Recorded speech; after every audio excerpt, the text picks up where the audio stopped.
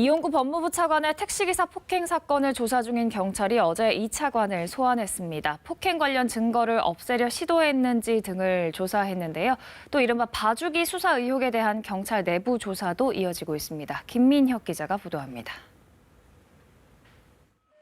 이용구 법무부 차관의 택시기사 폭행 의혹을 조사해온 경찰이 이 차관을 피의자 신분으로 소환 조사했습니다. 사건 발생 6개월 만에 처음입니다. 폭행 당시 상황이 녹화된 블랙박스 화면을 삭제해달라고 택시기사에게 요청했는지 여부 등을 조사했습니다. 이 차관이 임용 이전 변호사 신분이던 지난해 11월 6일 경찰에 신고가 접수됐습니다. 술에 취해 자택 앞에서 택시기사 멱살을 잡았다는 내용이었습니다. 경찰은 피해자인 택시기사가 처벌을 원치 않는다는 이유로 사건을 내사 종결했습니다.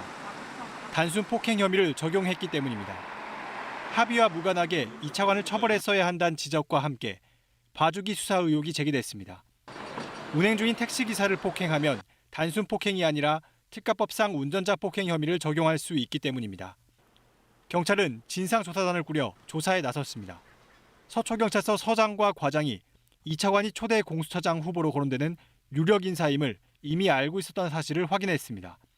서초서 경찰관이 블랙박스 영상을 확인하고도 영상이 없다고 한 사실도 드러났습니다.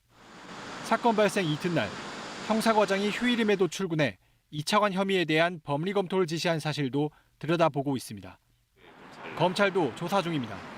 서울중앙지검 형사 5부는 지난 22일 이 차관을 한 차례 소환 조사했습니다. 검경으로부터 동시에 수사를 받게 된 가운데 이 차관은 지난 28일 새로운 일꾼이 필요하다고 생각한다며 사의를 표명했습니다. KBS 뉴스 김민혁입니다.